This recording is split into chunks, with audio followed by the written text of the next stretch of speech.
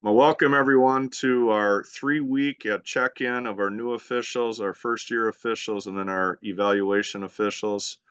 Thanks for joining us on a Sunday night. We do want to make this meeting where we have some questions, some answers, make it interactive. So by all means, I'm gonna jump in and you can use the chat. What you can speak as well. So, well, once again, we're all here to learn and to get better. We're not looking for something long here. This is, something with a quick check-in, 30 to 45 minutes, and we'll go from there. So I'm going to turn over to Vice President Joel Traver, and he'll lead the charge on this meeting. Joel, go ahead. All right, sounds good. Thanks, JB. So in terms of an agenda tonight, basically what I'm going to put forward are some of the themes that I've been able to see with the evaluations that have been submitted for the games that you have all worked. If you're in the evaluation process, if you're a year one official, just take some notes about some of the common things that are coming up so that you can prepare for next year when you're in the cycle. So we'll kind of be going over again in general some of the themes that have been coming through in terms of good things that our veteran officials are seeing of you all on the field, some things to think about and improve on, and then we'll do some sort of future planning, or some things to get on your all's schedule as you look forward to the second half of the season. So any questions about the agenda from me? And then as I go through this, feel free to unmute your mic and ask questions if you have a certain situation or things to sort of talk through as I bring up the themes. So the first thing, in terms of positive things that the evals are showing, and this one is a top one that I think all of us want to highlight for you, and that's your coachability. So a common thread through a lot of the evals is that you are willing to take advice, you're willing to take constructive criticism, and move that forward to improve yourself as an official. So keep up being a coachable person and asking for that feedback, because the more feedback that you have, obviously, the better you're going to get and the more prepared you're going to be if you have the opportunity to sub in on varsity games, or you get asked to join a crew. So being coachable, keep that up. Along with that is your professionalism. So you're arriving on time. You have the correct and proper uniform. You are going over whether you're working 3-person mechanic, 4-person mechanics. You're bringing up past game situations to talk with a new game, for example. So those are all the things that I would categorize under professionalism. So good job with that. Keep it up. We want to make sure that we are, visible, showing up on field as a crew, on time, meeting with the coaches, and asking them questions as a crew, making sure that we have everything covered. So continue with the professionalism. It's been really good to this point. A third component is hustle, but then with the not extending into the over hurrying type of thing. So lots of evals are coming in that you are all hustling really well, but however, you're not going too fast. So what that shows to us in the association is that you're taking this to heart. You're putting the effort in to make sure that you're getting in the best position that you need to be to make a call, and hustle is a part of that. Examples specifically from the evals are things like change of possession, where we might have reverse mechanics, or might need to hustle to a particular spot, and kicking plays for sure. So keep up the hustle. Good work with that. And then the final thing that was really good, and this is honestly through like probably 95% of the evals, is that you're all asking good questions, right? So you're asking appropriate questions. of your partners, where you need to be, things that you need to look at. I was in a game earlier this year where a second year official was asking about a particular enforcement, which is also really good. Hey, did we go from the right spot? Okay. And so checking those things, asking questions, that gets to that coachability and professionalism as well. So with that, any questions of those four topics or comments from you all or from Royce or JB on those four positive aspects of the evals? Good. All right. So let's move into things to think about or to improve. The first thing, similar to the asking questions, which was through about 95% at least of the evals, this is also showing up between 95 and almost 100% of the evals, and that is we need to improve our voice. Okay. We can't just officiate with only our whistle or our hand signals, whatever we're doing. We have to talk with the players, right? At the end of the play, we have to, verbally, we can give a whistle and then get it in with our voice and say, plays over, plays over. And that also extends, and most of us are working either down judge or line judge as second year officials on the 3-person or 4-person mechanics, working with your sidelines and working with coaches. And we all get that it takes time to sort of build that repertoire of things to say to coaches, right? To use soothing words, have great communication. And so we understand that that's a process, but we really, really need you to bring up that confidence, use your voices where appropriate and more frequently. So if there's something that you can add for any games that you have assigned this week, just make sure that you're talking more. I'll give an example from my own practice and development over the years. I talk to myself a lot during the game. I'm talking about where the clock is, right? If we have let's say there's a punt and then we have and so end of the play is done, great. And then we're starting the next series at 10:23. So I'm talking to myself, I've got, first down, 23-yard line coming out, 10:23 on the clock. And I'm just talking to myself about that, but I'm verbalizing it so that I know those pieces, along with the line to gain is now the 33. So all of those things I would include in this voice comment where we just really need to improve our voices, particularly when we're trying to get players to either start doing something or stop doing something, and then making sure that that's relayed effectively to the sidelines. Okay. Questions or comments on voice and sideline communication? Well, one comment, Joel.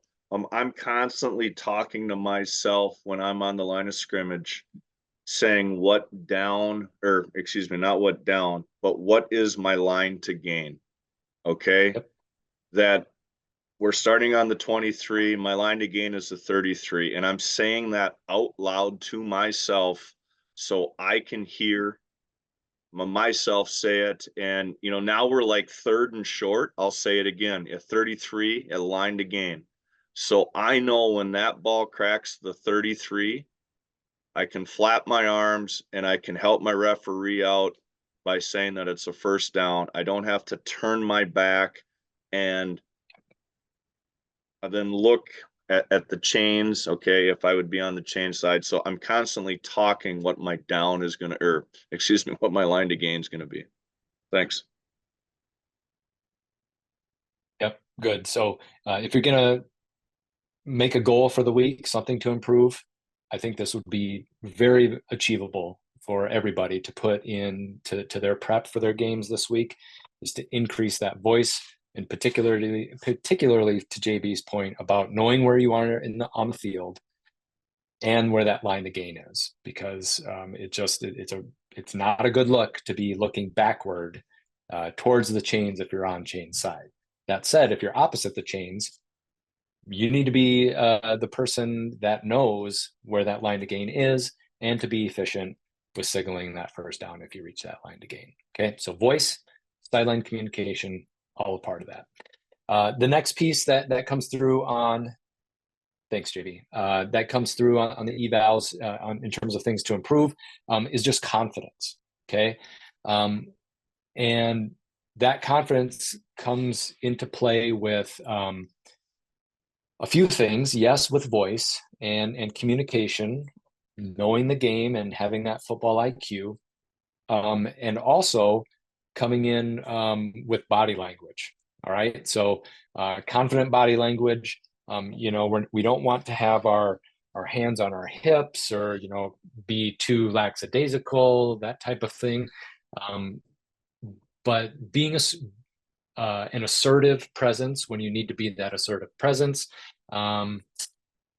And we also know, when we get better with using our voice and working with sidelines, the more experience we have, the more confident we have as well. Because a lot of times it's just, play situations, coming in and having decisive action, and we're evaluating film. I know the three of us veterans on this call are evaluating film, and we struggle at multiple levels with coming in with decisive decisions when there are things to make a decision on. So see what you see, be confident with what you see and what you call, and make sure that is known among your known among your crewmates. And then if you have something conflicting with the sideline, again, being able to speak to what you have on the field confidently to make sure the coaches know, so they can move on from that as well. So to sum that up, confidence is an area to improve. Questions or comments from folks? I would just say that one thing to realize is that everybody thinks they know everything, whether it's the coaches or the parents or the players. But in reality, as officials, even if your first year, second year, you guys have taken a test, you've been to some training, you've opened the rule book, you've been to meetings like this, you know more than you give yourself credit for. So just, make sure that, obviously, we all make mistakes. 20 some years of doing this, and I'm still questioning something, or will make a mistake when I do a game. But for 99% of the time that I'm on the field, I'm confident that I know exactly what's going on. And even when I might make a mistake, I do it with with confidence, not arrogance, not overbearing or something like that, but just the fact that you're preparing yourself, you're putting in the the work, you're trying as hard as you can, just like the players and the coaches and everybody else. And this is our forte, the rules and the mechanics and where we're supposed to be and what we're supposed to be watching. When people are yelling at me from one sideline that why didn't I, as a referee, see something on the other side of the field, I don't let it get to me at all. That's what the other crewmates are for. So just kind of realizing that the team of officials on the field, we all know this better than anybody else in the stadium, and this is what we're there to do. So awesome. Thanks, Royce. And I didn't share the list with you, but that was a great lead into item number 3 for things to improve, and that's rules knowledge and application, which we would call mechanics, right? So just continue to get in the rule book. Pick a rule, or I think a great way to start, because I'm a visual person, is the new penalty enforcement chart in the rule book, so that you can help out on enforcements, for example. So make sure that you're continuing to get into the rules book. Do the quizzes that Royce sends out, or that Nickleby sends out on his Friday meetings, because those are great. And if you get them wrong, you get them wrong. That's fine. But then ask your crew or your mentor crewmates, what did you have to how you got it right and why I got it wrong, right? So have that dialogue, have that discussion. So yeah, continue to be in the rules book, and then continue to be in the high school league officiating manual, which is our mechanics book. Okay. Thank you, JB. So it's all fine and dandy to read things in a book, but it's that application piece during live games and that live feedback, which again, you are all coachable, which is a good thing. It's that combination that over time, as you get more experience, see more plays, see lots of different plays, where your rules knowledge and application is going to increase. I learn something new every game, it seems like, and for sure, every year I learn something new to improve or to look out for. And some of that's out of painful mistakes where we've gotten burned on things, and otherwise, or in other areas of learning, it's okay. We called something or didn't call something, and then on film it shows to be correct, and then it's something to put in the bank. But obviously, like Royce said, we're not perfect. However, we do know with confidence 99% of the game we're going to cover correctly. And a lot of that has to do with making sure that we know the rules, that we know where we're supposed to be on the field or where we're supposed to be looking with our mechanics. And that application piece comes over time, which is the benefit of this program, having a year to be observing, and then a year in the eval process to get this feedback and make sure that you're thinking about it and then applying it to the next weeks. So with that, that sums up the improvement pieces that have come through the evals.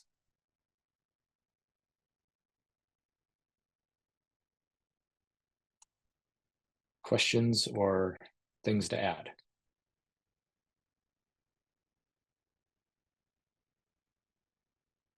All right, so that sums up the past few weeks in terms of the good things and the things to improve.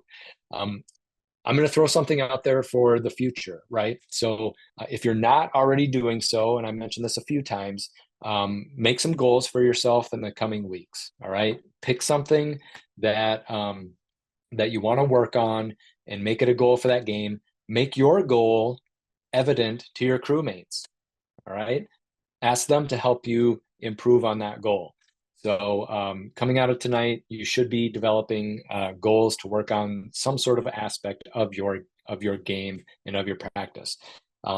With that, I'm going to be sending updates on where folks are at with passing, or it hasn't been the case of not passing, but passing your evals to this point, what your count is, and then some general themes of the feedback. All right.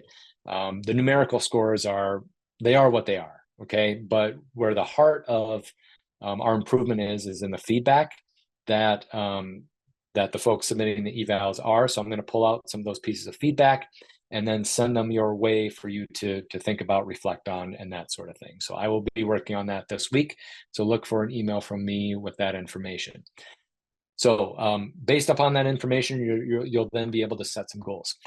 The other future things that I want to put out there is, one, if you haven't already done so, to shadow your mentor crew, please do that, or email JB, myself, Royce, on if you don't live, or if you live close to a particular school and they've got a game, being in touch with some sort of crew that is working near you that you can shadow. You learn so much by helping to chart penalties, being involved in the pregame, being involved with the coaches meeting, walking the sideline, doing the debrief after the game, and so on. Okay.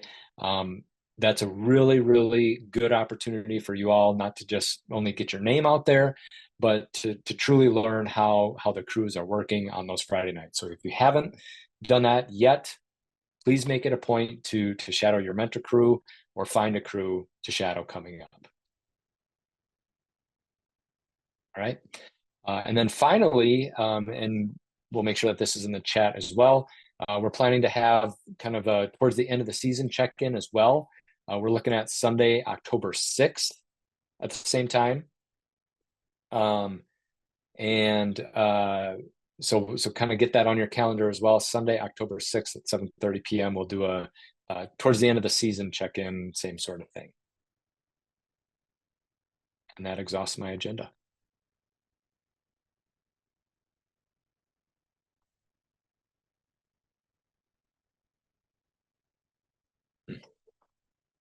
Okay.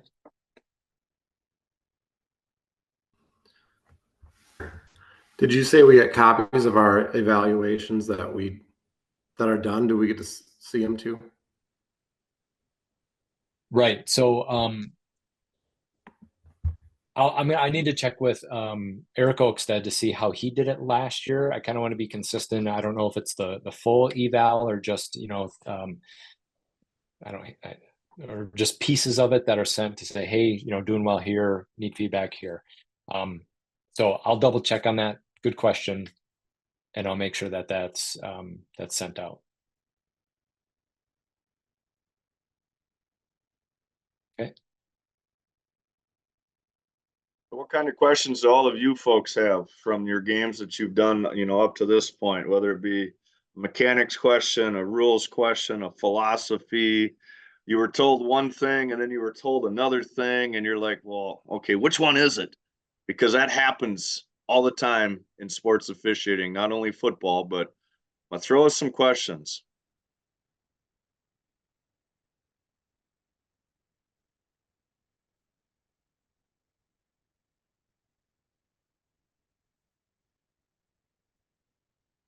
I'll throw out one that's come up a couple times at the probably like the junior high level is like 12 men on defense at some point in time, right?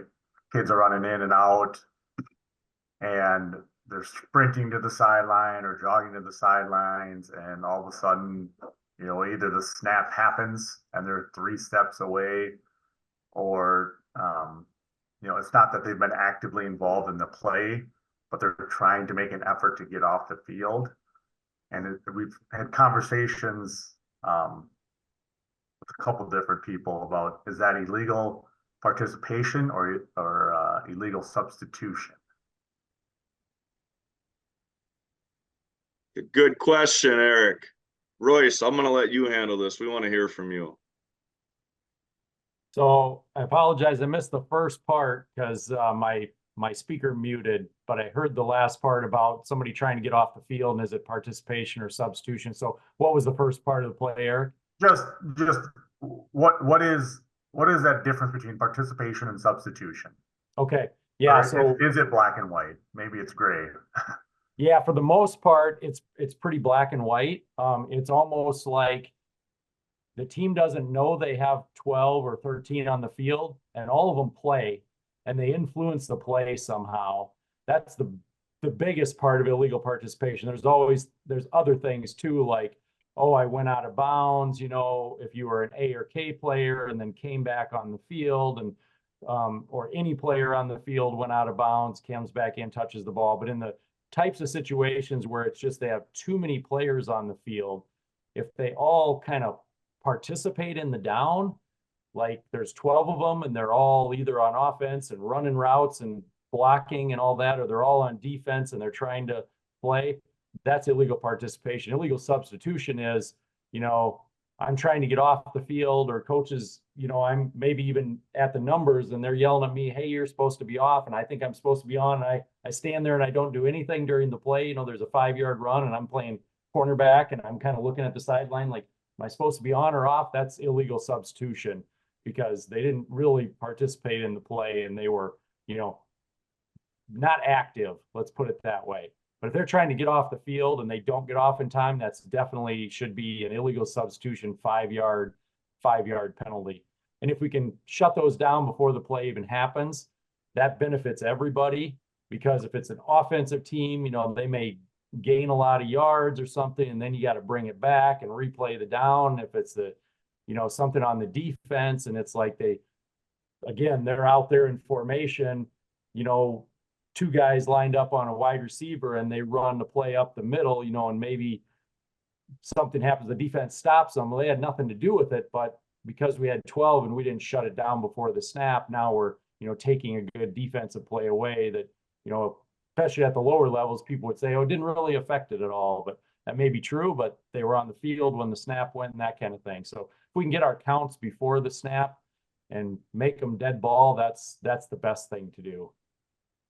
So then, Royce, what you would say that if we can get a count on defense, a count on offense prior to the snap going, we should flag that. You know, when that snap is imminent is the terminology, flag that. Now we can go substitution, correct? Correct. You know, Yep, which and that another is going to thing- be the lesser of the two evils with a 5-yard versus a 15. Yeah. The other thing that happens, and you'll get this chirped at, you know, particularly if it's on offense, they broke the huddle with 12. You know, if you've been in the rule book, that's not a thing in high school football. They have, you know, approximately 3 seconds to start leaving the field and that kind of thing. So somebody runs into the huddle, they break the huddle, and one guy, you know, that he subbed for is on his way out. That's fine. The other thing I would say is if you count that they have too many, and to use Jared's terminology, you know, the snap is not imminent. They're very early in the dead ball period, and they're, you know, they ran 3 guys in and they only run 2 players off, and you realize it, just tell them you got 1 too many. You know, whether you're on the sideline and you can tell the coach, hey, you got 12 out here, or if it's 9 player, you've got 10 out here, whatever the case might be. That's part of our preventative officiating too. We don't have to just flag them right away because they do have a chance to clean it up. And if we can help them clean it up by letting them know, you know, maybe they're thinking, geez, do we have the right numbers? And you tell them there's 12 out here, coach, you know, they have that time because the snap is not yet imminent. But if they don't figure it out and then they're lining up and the snap's going to happen, then absolutely, as JB said, throw the flag, go dead ball, illegal substitution, and move on from there. Yeah, that's helpful. Thank you, because I think that's the big, right? Like you see them, they're 3 coming at you, and then they stop because their coach doesn't know. And then it's, you know, you probably just flag it right there. The quarterback starts going under center, or starts, you know, the snap cadence. That's imminent probably, right? Yep. Yeah. Particularly if they're not continuing to try to get off the field. Yeah, it's definitely the time to kind of shut it down and just let everybody reset and start over. Yeah. Particularly at, you know, the under varsity levels, there's no reason to just kind of try to get into this 15-yard. That's like a devastating penalty for either team. You know, 15 yards is a pretty big deal. I mean, it's one thing if they earn it with you know, pulling somebody down by the face mask, or, you know, a illegal low block or something like that, you know, those safety things. But this is something that, you know, is just kind of more annoying to everybody, if you want to be honest. I mean, that's why they don't have this foul in college really in pros, because it's one of those things, illegal participation. It's a big 15-yard penalty for sometimes for, well, I just didn't realize I was supposed to be out of the game kind of thing. So try to help them out a little bit. Good. Thanks, Eric. Let's go to Brian's question. So, differences between 3 and 4 man mechanics and covering kicks. Any advice for that, Jared or Royce? Well, so a couple of things. Let's start with the basic here. So make sure that we're calling it 3-person and 4-person versus 3-man and 4-man. Just a little bit of a words to the wise. Okay, so go at 3-person, 4-person. As secondly, your basic setup for 3-person is a referee and then a line judge and a down judge. That's your basic setup for a normal scrimmage play. Your 4-person is a referee, umpire, and the umpire is in the offensive backfield, just like a 5-person. And then you have your line of scrimmage. Now, where it gets to be just a little bit tricky is that some crews sort of have a little bit of a different philosophy when it comes to covering kicks. And the 3-person and the 4-person manual is not exactly specific. And some of it, Brian, is just going to be my personal preference. I'll give you a couple of examples. And when I work 3-person, I want my line judge. So we're going to say that the line judge is in the second half. So they're opposite the chains. They're going to go back on punts. Okay. So my line judge is going to be back on punts. on a PAT field goal, which is rare in 3-person, but let's just say that they line up to kick a try. I'm going to put my line judge on the opposite post as my referee. My referee is going to be in the offensive backfield with the kicker and the holder, and they're going to take one post. My line judge is going to take the other post. For the kick off, for the free kick, I'm going to put my down judge on the K line. I'm going to put my line judge on the line. So we have the 40 and the 50 covered. I'm going to put my referee right in the middle of the field. For 4-person on a scrimmage kick, AKA a punt, my line judge, once again, that's opposite the chains. I'm thinking second half. They're going to go back with the returner. So I just have my referee, my umpire are going to be in the offensive backfield. My down judge is going to be on the line. My line judge is back with the returner. That would be on a scrimmage kick. On a field goal PAT, there's a couple of different ways you can do it. What I like to do is I like to send my umpire and my line judge back on the pipes. I don't want to rule on the pipes because I want to protect the line. I want to protect my kicker and my holder. However, you could send just the umpire back for the pipes, and then the referee could take the other one. You know, that's going to be at a crew preference. And to be honest, it's probably going to be what your white hat wants to do. For the free kick, for the kickoff, what I prefer to do, and I should double check the manual to be honest, is I have my line judge and my down judge. They're up on the K line, the 40, and the receiving line, the 50. And then the referee is on one side of the field, generally pretty deep by the 5 or the goal line. And then I'll put the umpire about the 20-yard line on a free kick. So that's the way that I like to do it. But I will say the most basic setup that everyone needs to follow is on a 3-person.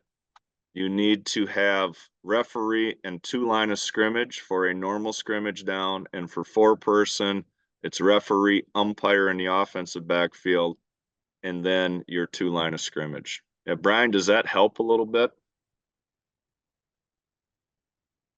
Yeah, most certainly. I had in the guidebook, running, it says run out to the numbers, square off, and then head down.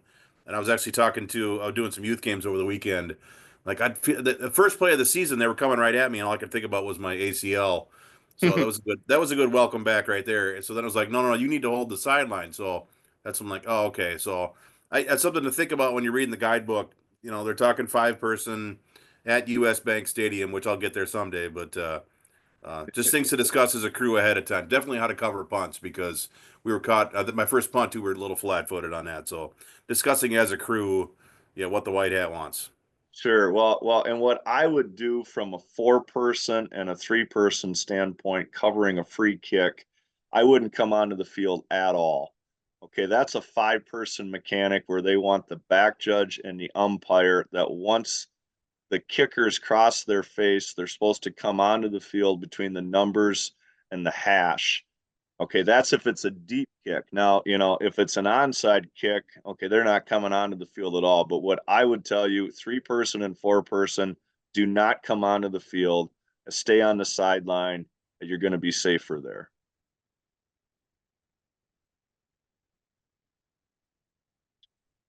Good. Thank you, Brian, for the question. And I would also encourage you to get a hold of your white hat. You can email them ahead of time, or just make sure that you do have that, whether it's a parking lot conversation or if you're on the sideline or on the field, going over those specifics when you're there. So awesome, good. And then let's go to Sages. So working with the sidelines, right? And then at what point do I shift from warning to tossing a flag? So very, very good question. I have an opinion and how I do things, but I would like to hear from, I guess, Royce and Garrett in their referee position, because they expect us, I'm talking about a varsity game, right? They expect us on the sidelines to handle those sidelines, right? And so let's start with the referees, what they expect, and then I'll talk through sort of the practicality of that shift between warning and flag. So, Royce, do you want to start us off? What your expectations are? Yeah. And Joel's right. It's kind of for, varsity games and officials that have been doing this a while, or people that I'm real comfortable with. It's like, well, they're the ones taking it over there, or they're the ones that know if somebody's in their way or not. But I would say for this, if you've talked to them, and I would say for Sage and anyone else, as far as how many warnings, to me, it's one good one to the head coach, the person that's in charge. Now, it may have been players, and you may have said, because it's busy or the snap's coming, hey, I need you to back up, and they didn't. But once you've told the coach that, hey, I've had some issues with the sideline over here, I really need you back, and they don't heed the warning, then the next time it's a flag. That's what I would expect. And the good news, and we can go through, we'll hear from Jared, then we'll hear from Joel, but there's kind of a progression for these. As long as you don't run into somebody or something like that, that's immediately a 15-yard penalty. But we kind of have this progression we can go through where it hurts a little more, as you throw the second and the third flag. So I'll just kind of leave it at that for now, and then let Jared go, and then Joel kind of polish it off. So. Sage, a great question. So I am a white hat on Friday nights, as you know. On Saturdays, I do work the line of scrimmage, so I get a little bit of the taste of both hats, both as a crew chief and then working the sideline myself. Here's what I'll tell you, is that 2-yard belt, the white, and okay, when you're working, lower level football, that should be marked off too. Most of the time it is. That's my office. Okay. I want that full 2 yards. I clearly stand out of bounds a good yard to yard and 3/4. All right. That's my office. I don't want anyone in there. Now, can they come in there and can they coach between plays? Absolutely. Are subs running through there? Absolutely. But when that snap is very close, back to that imminent, statement, that needs to be clear. All right. Now, I will work with them a little bit. Hey, coach, got to back off. Hey, players, back off. I will give them reminders. That goes back to communication and using your voice. Now, if they cross the line, I will get a warning down right away. So when I throw my warning flag, it's just a run-of-the-mill play. They're in the white. I've been working with them. It's not working. I throw my flag, and I go to my referee. Hey, I got a sideline warning on school, whatever. And I mean, all it is it's a warning. It's documented. You write it down in your game card. Okay. What I tell my crew on a Friday night, get the warnings out of the way right away. If they're there, bang them for a warning, and then the message is sent. All right. So then after we have the warning, then it goes to a 5-yard penalty. So let's say that you gave the warning in the second quarter.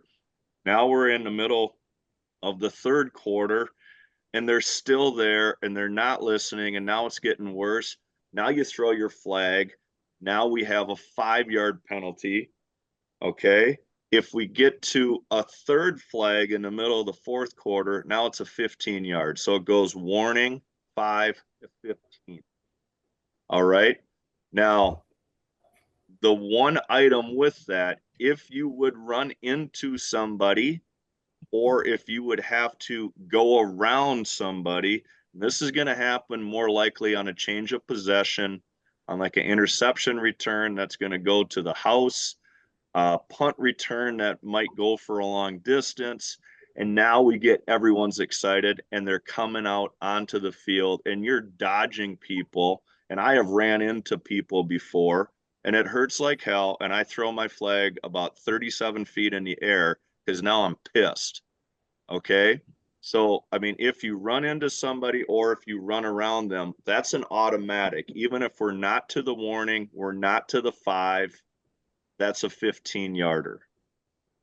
Well, Royce, anything to add on that from the steps? Nope, and I just threw the rule reference, it's 983, that just kind of explains that progression, and it talks about, I mean, word for word, it's a non-player shall not be outside the team box. And that would be, should not be in Jared's office unless they're ready to become a player or return as a replaced player. Like you said, substitutes, then a maximum of 3 coaches can be in there. And no player, non-player, or coach can be in there when the ball is live. So that's that white belt or, your space that you get. And then if you go to the kind of the penalties and walk to Article 3, it'll tell you, yep, the first one's a warning, and then 5 yards, and then 15. So, but yeah, if you have to run around them covering something, or you run into one of them, it's just automatic 15, sideline interference. And we don't, if they say, where's my warning, say, you don't get one, for this situation, because I had to go around you, or because we ran, I ran into you, in this restricted area that's for the official.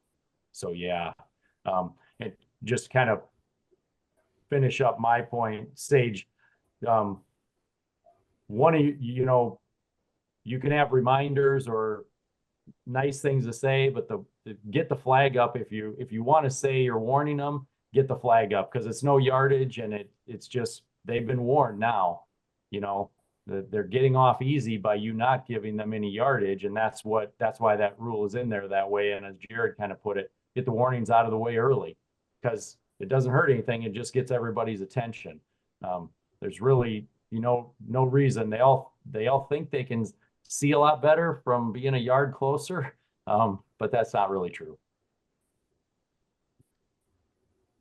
So the only thing that I would add is, in this hits to some of the feedback and the evals, is when you're doing the softer warnings of, and I've given this advice this year, because these are some of the words and hand actions that I use. I will say, we're live, right? Put my arm out, right? Make sure they're back out of that 2-yard belt, particularly if they are downfield from where we are going, right? Coach, we're live, okay? You got the verbal, right? You're confident in saying, get out of the way, all right? Also, what helps with the soft warnings is, players need to be back, right? Use your arms, point behind if there's a dashed line, players need to be back. So don't ask them, tell them, right? So there's a difference between asking, hey, can you please move back? Well, that's too timid, all right? You need to be assertive and have a statement that says, players need to be back, okay? Which also means, gee, if we don't get back, we're going to get a flag. So those types of statement-based words in a confident way, not in a cocky or jerk way, those typically help get people back, all right? Rather than saying, you need to get back, or, get back, right? Give them where they need to be confident in what you're saying, okay? Players need to be back here. Coach, we're live. Here we go. And then, yes, you have the tool of the flag to then get that marker down for the actual warning. And you also then need to follow that up with going to the coach and say, Coach, this is your warning. And you could go to the next step and say, if there's another sideline infraction, it will be a 5-yard penalty, right? And just explain that situation, okay? So continue to stay on it. Be knowledgeable of what that process is for, again, the non-contact process or the contact process. And then just communicate. And the more that I can encourage you to use statements rather than questions, and to not be timid, but be more assertive, again, but not in a jerk type way, that's going to help clean up those sidelines. To Brian's comment, yep, very good, build rapport, and it lets them know that you're watching. Exactly right. Yep. So goes back to the talking, right? Either to yourself or to the sidelines, building that rapport, because you have to work for that full half together. You got to get through it. So that helps move the game along. When does the coaches have to be out of our office? Is it when they break the huddle, or just kind of when they get up to the ball? I mean, I would say You when that basically snap take it up to the is ball. imminent. Yep. Yep. okay. Because What I mean, I'll you'll do, have Jeremy, too, is if I got a coach that is behind me, meaning that they're standing in the offensive backfield, as long as they're not right next to me, I don't really care. I mean, if they're 10 yards back and they're in that 2-yard belt, I don't plan on going that direction. Now, if there's a turnover, they better move. But if I got a coach standing 5 yards into the defensive side of the of the ball, I mean, that's where the play's going. Then I will tell them, hey, scoot back. I am going that way. I mean, I had to say it several times yesterday, and they scoot back right away because they know that they're not supposed to be there. So, they need reminders. I mean, kill them with kindness, but yes, you do need to be stern and you do need to crack the whip once in a while. So,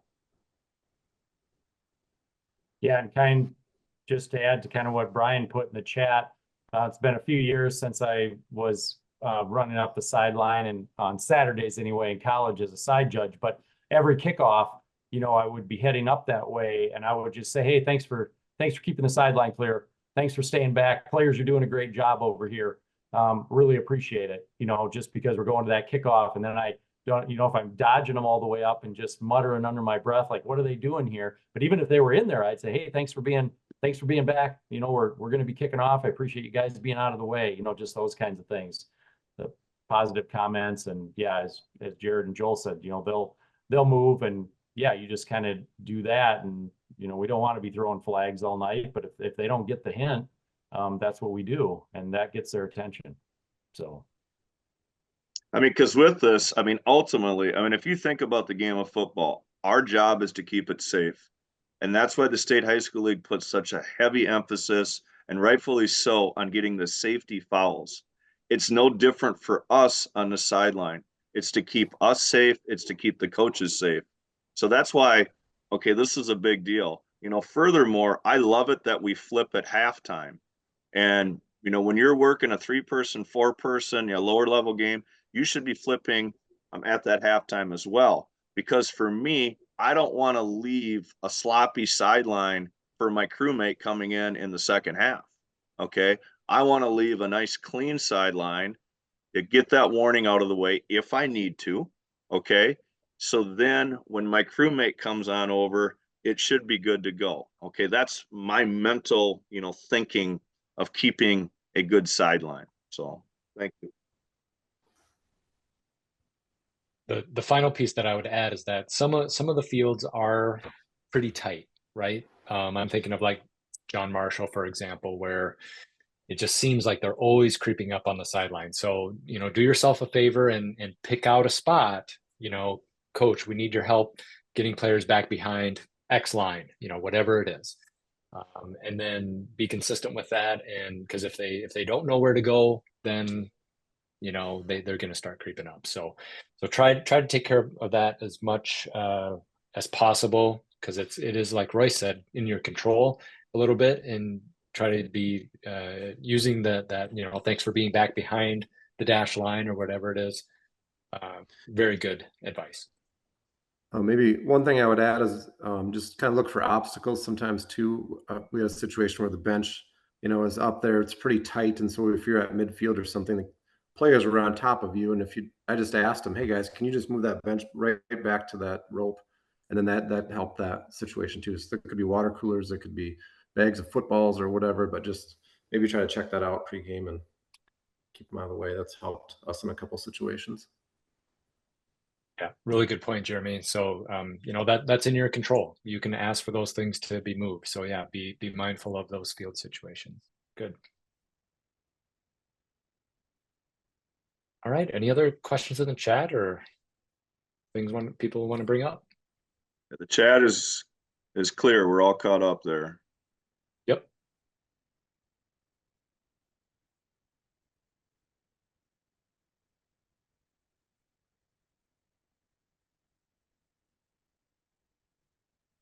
Hey Joel, could you go over the situation on Friday with the assistant coach on the sideline and why there wasn't a warning given before the flag came out? It would have been Oh, sure. right after that, Go ahead. that safety foul. Right. So it goes a bit to what Butson was talking about with, leaving the sideline because I was in the first half. So Alex was shadowing our crew on Friday. We were down in Winona, Byron at Winona. And we had a situation where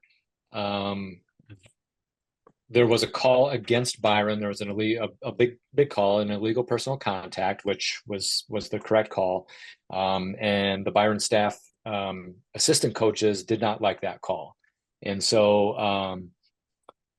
I explained it to the head coach, what it was, and so on. And then, of course, we get chirping in the back. Okay.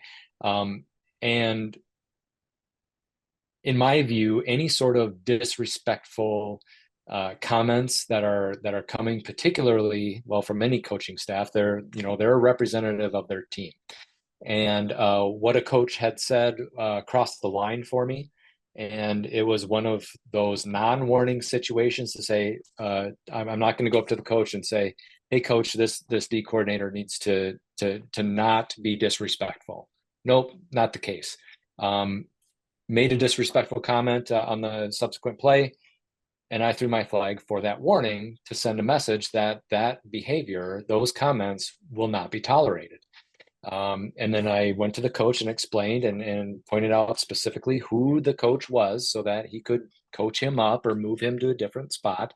And then we didn't have a problem the entire rest of the game. They were not going to be disrespectful, be complaining about the calls on the field. So second half, they only went to my partner 2 times with questions, and they were short and to the point, and it worked.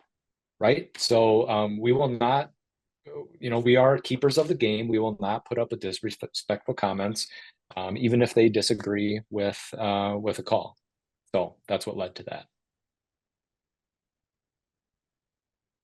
So we have the tool in our tool belt, and I invoked the tool, and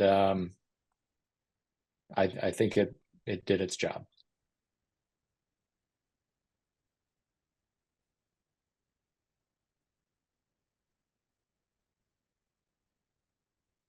So I would encourage you. I mean, we don't, again, we're not troubling trouble, so to speak. But if people are being disrespectful, you can throw your flag on that and give them the sideline warning. Other situations or questions before we wrap up?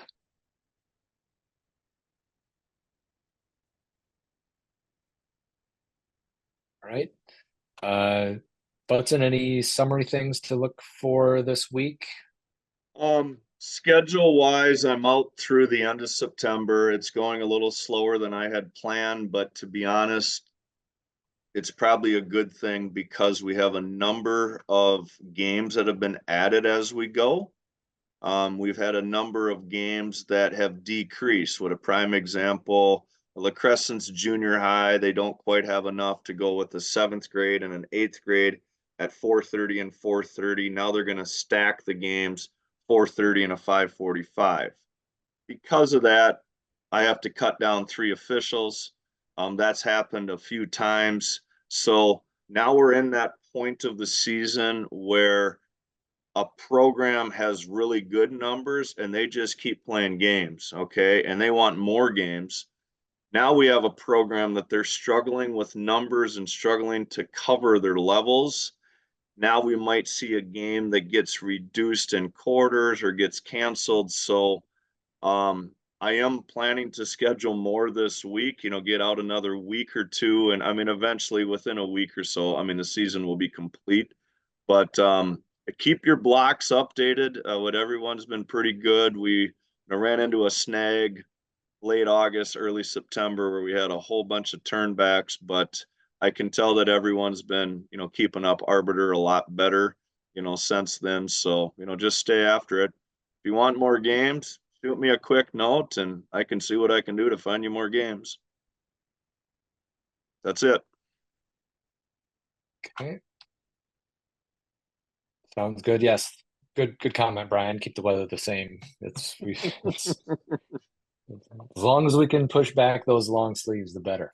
All right, good. So I will work on sending out the feedback, the information to this point, and what your actual number is of passing evals to this point. So I'll get that information out this week as well, and then work on a goal for your upcoming game, and also try to shadow a crew. Royce, anything from you? Nope. Well done. Okay. One other thing that I would share is make sure that you are working both the line of scrimmage position and the umpire position. Okay, I mean, just don't focus all on the line of scrimmage. And I know it's easy to focus on the line of scrimmage because we always have two. But I get it that you're not working the referee position. And I also get it that there's not a back judge position because we don't have anything in 5, but really be fluid in both the line of scrimmage and the umpire, because once you go into a varsity crew setting, you know, whether you're going to be a sub or you're going to be full-time, more times than not, it's going to be a line of scrimmage or the umpire position. So make sure that you're fluid in all those. Thanks.